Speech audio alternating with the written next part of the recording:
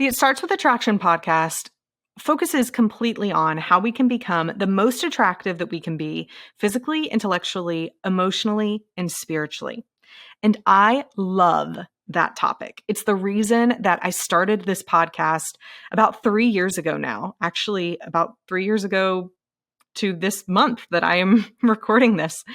And I love it. I love being able to encourage people and share things that have a direct and applicable relevance to how we can live our day-to-day lives. There's another part of it though, because attraction is a part of something much bigger that we call the love path. And so in this episode, I'm going to be talking about how attraction leads to love and how the two interconnect. As many of you know, I'm the CEO of an organization called Marriage Helper.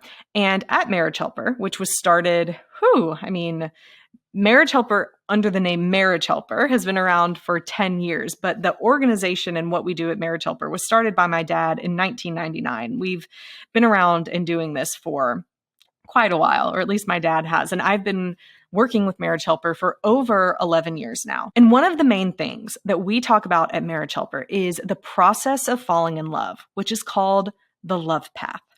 And in this process, it has 4 stages. And these 4 stages are stages that if a person follows them, then they can fall in love, whether they mean to or not. If 2 people follow them together, then they can fall in love with each other, whether they mean to or not. But if you stop following the love path and doing the things that are in each of these steps, then you can begin to fall out of love, even if you don't mean to. Today, we're going to be talking about an overview of what each of those steps are and how attraction is actually what precipitates it all. So the first stage of the love path is the stage of attraction. And attraction is what propels us to want to move closer to someone. It's when we become attracted to someone that it's kind of like a magnet that both of us have the opposite ends of, and it's attracting us to want to move closer. There's something magnetizing. There's something that wants us to draw closer to this person and get to know more about them. And there's 4 ways in romantic relationships that we can be attracted to someone else. Physically, with how they look, intellectually, with how they think and how well we can have a conversation with them, emotionally, with how that person makes us feel, and spiritually, with how aligned we are with that person's beliefs and values. All 4 of these areas of attraction are important when it comes to overall attraction, and they're important when it comes to attractiveness in a relationship. Now, when we talk about this, a lot of people ask, well, where does sex fall? Or what about finances? Because there's been some research studies that have talked about how, if men have a high earning capability, they tend to be more attractive to women. And there's been some different things like that happen. But overall, the sexual component of it can definitely fall under physical. It can fall under emotional, depending on how you view sex. The finance part can fall under emotional if we're thinking about evoking emotions within someone they enjoy feeling. It's not the fact that the other person makes a lot of money that can lead us to be attracted to them. It is instead a safe feeling of I will be provided for. So it's just a behavior that can fall under one of those other areas. I could argue that any other thing you might think of would fall under one of these 4 areas of the pies. But these are important in relationships, not just romantic, because these also can apply to our kids and how our kids become attracted to us as parents, so to say, in thinking about how our kids love us physically when we're there for them, intellectually when we talk with them and we help them understand the world and learn, emotionally when we evoke emotions in our kids they enjoy feeling, spiritually when we teach our kids the beliefs and values that will set them up for success in their future. That leads to love in a parent-child relationship. But today we're going to talk overall about how love happens in a romantic relationship based on attraction.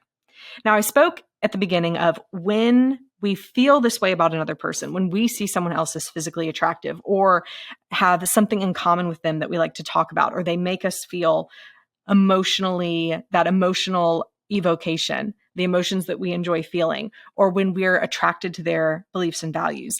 And when I talk about that, I'm talking about the other person, because when we are being attracted to another person, it's what they are giving off that we are becoming attracted to. So when we think about attraction and the pies in a relationship, it's important for both people to work on becoming the most attractive that they can be. This is typically what led us to be attracted to our spouse to begin with, the way that they were working on their pies, so to say. And they were attracted to you because of something that you were doing, working on your pies, so to say. Over time, though, once we get into that romantic relationship, unfortunately, we stop doing those behaviors that led our spouse to be attracted to us to begin with. And so while attraction initially happens by what the other person has done previously, when we think about attraction in marriage, it doesn't do us as much good for me to tell you that your spouse needs to continue to do the things, or if you're dating someone, it doesn't do much good for me to tell you that your boyfriend or girlfriend needs to do things in order to be more attractive. Because at the end of the day, while they do need to focus, because everyone should, on becoming the most attractive they can be, you can't control them. Just like they can't control you. The only person you can control is you. That's why when I started this podcast and just fell in love and became incredibly passionate with the concept of pies, I wanted to present this podcast in a way that every episode was applicable for you and what you can do. When we talk about the pies, when I talk about the pies, typically, I'm talking about you need to be the most attractive for your age and situation in life. And what does that mean? It means physically you need to feel the best that you can, have the energy that you need to have. I don't talk about it as much on the looks side of things because that opens up a whole basket of worms and a lot of things that evoke emotions that I don't think a lot of people enjoy feeling. We already typically tend to feel like we don't look or are not good enough in some way when it comes to our physical body. And so I don't like talking about it in that way. I really prefer to think about physical attraction when it comes to you working on your own physical attraction in terms of what will make you feel the best in your body. Eating right, moving your body well, getting great sleep. These are things that are already going to lead to helping us become the most attractive that we can be, and maybe even help us to become more physically. I mean, it may change our looks, but the point isn't about changing your looks. The point is about feeling the best that you can.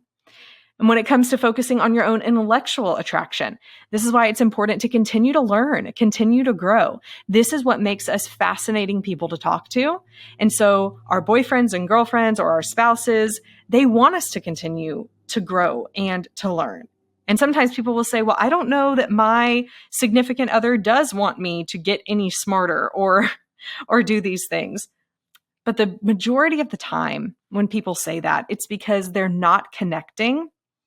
And so this intellectual part, conversations and hobbies and interests can tend to be something that are just pulling them further away because they're not actually intentionally using it as an opportunity, as a connection point to come back together. So they're not talking to each other about the new hobbies they have or the things that they're learning. And instead they can begin to feel resentful because whatever those hobbies or interests are starting to pull each other away. So intellectually, it's about intentionally using that as an opportunity to connect, to talk about interesting things, to be able to have a great conversation with the person that is your significant other. And of course, emotional attraction, it's all about evoking those positive emotions, doing things that are going to make people feel good about themselves. And as we said with spiritual, living in line with your beliefs and values. It's not just about having them, it's about living in line with them and being the kind of person that lives in line with them. So how does this apply to the overall picture of the love path? As I said, attraction is the first step. It's what allows us and magnetizes us, propels us to want to draw closer.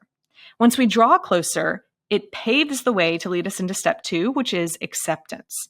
And acceptance is really about learning more about the other person. And then at some point before you got married or get married, typically, it's about asking yourself the question, as you begin to know more about this person and draw closer to them, is this the kind of person that I can accept for who they are without trying to change them?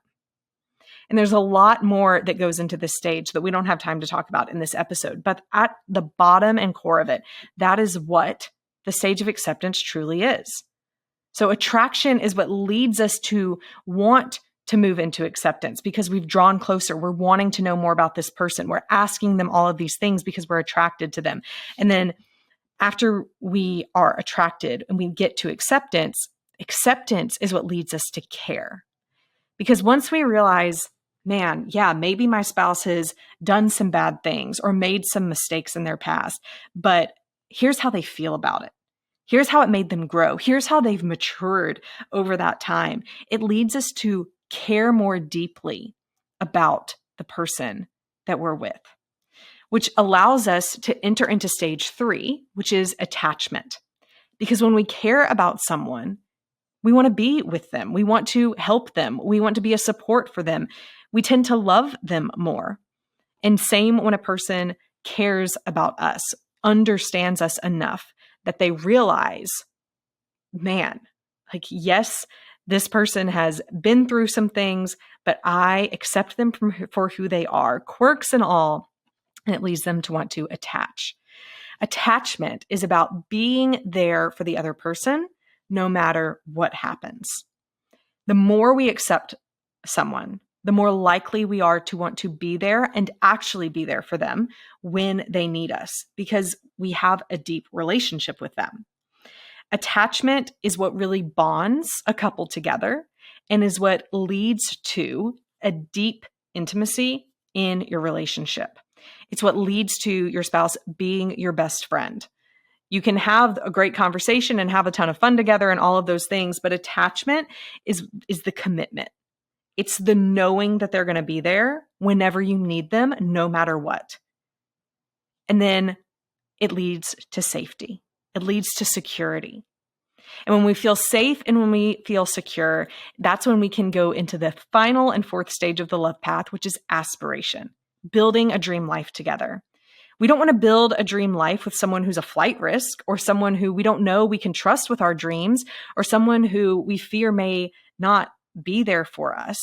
We want to build our future with someone that we know is stable and is going to love us and will be there for us no matter what. And so in that 4th stage of the love path, it's not that it ends there, so to say, but it is the stage that gets us to look forward on how to continue to grow together and work together to build the dream life that we've always wanted to have. Now, how does attraction lead to this overall process? How does attraction lead to love? Attraction is what pulls us closer. And it doesn't just happen when we're dating. Attraction is what pulls us closer day in and day out. Commitment, a lot of times, is what keeps us, but attraction is what pulls us.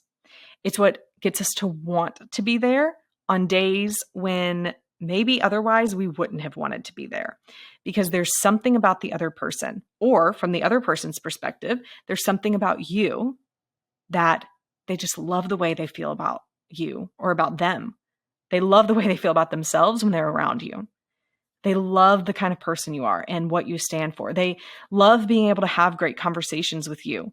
They love that physically you are doing the things that are healthy behaviors. There's a recent research study that indicated that the behaviors and having healthy behaviors was actually a part of attraction. So it wasn't just, is someone fit or does someone, have a great body or whatever. That wasn't as indicative of how physically attractive a person was rated as Is this person actively doing the things that are healthy behaviors? Are they continuing to engage in a healthy lifestyle? That was actually more attractive than just the raw, quote unquote, attraction, physical attraction measurement that the person had. So yes, like when I talk about being as physically feeling the best that you can physically for your age and situation in life, it means that you're doing those healthy behaviors. And that translates into the other person being attracted to that. And this matters because attraction is the precipice. It is what sets off. It is the catalyst for every other part of the love path. And if at any point, any of the other parts begin to fail or falter or wane over time, then the best way to fall back in love is starting back with the pies. Working on your pies never stops being important. It only continues to be incredibly important day in and day out for the rest of your life, not just for your significant other. It's important for you, because it leads you to have a framework that you can follow of focusing on being your holistic best self, physically, intellectually, emotionally, and spiritually. It's something that fuels you, that gives you the ability to thrive. And that is attractive. It also gives you a strong foundation to be able to fall in love with.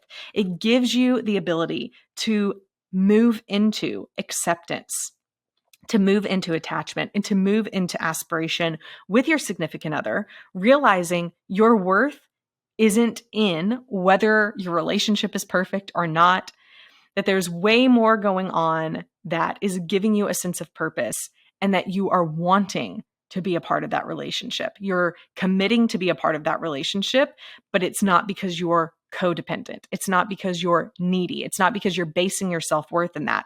And that actually makes you a better spouse. It makes the relationship healthier. There's so many great things that happens when that shift comes. So how does attraction lead to love? It is the beginning of love.